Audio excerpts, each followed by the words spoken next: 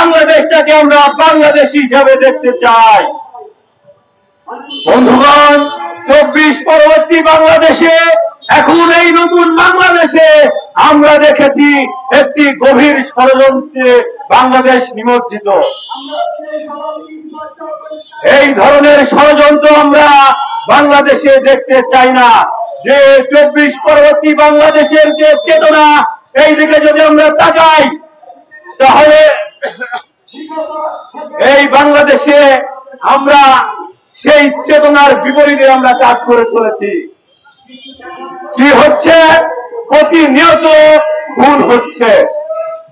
জানুয়ারি থেকে যদি আজকে পর্যন্ত দেখেন যে কতজনকে মব ভায়োলেন্সের মাধ্যমে, অর্গানাইজ ভায়োলেন্সের মাধ্যমে, নিখুঁত পরিকল্পনার মাধ্যমে তাদেরকে হত্যা করা হয়েছে।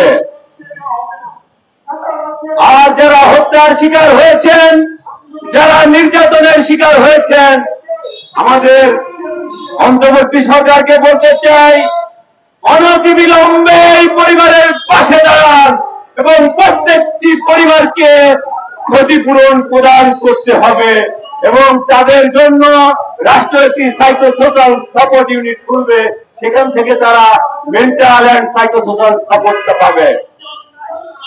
আপনারা লক্ষ্য করেছেন, জুলাই পরবর্তী বাংলাদেশে প্রায় আমরা 2000-এর অধিক আমাদের জুলাই যোদ্ধাদের হারিয়েছি। আমাদের হাজারো মানুষ যারা চোখ হারিয়েছেন, হাত হারিয়েছেন, পা হারিয়েছেন, বঙ্গুত্ব বরণ করছেন। এই বঙ্গুত্ব বরণের মানে এই নয়, ছাত্র জনতার বিপ্লব মানে এই নয়, এই বাংলাদেশে রাজনীতির নামে আবার সন্ত্রাসী কার্যক্রম চলবে।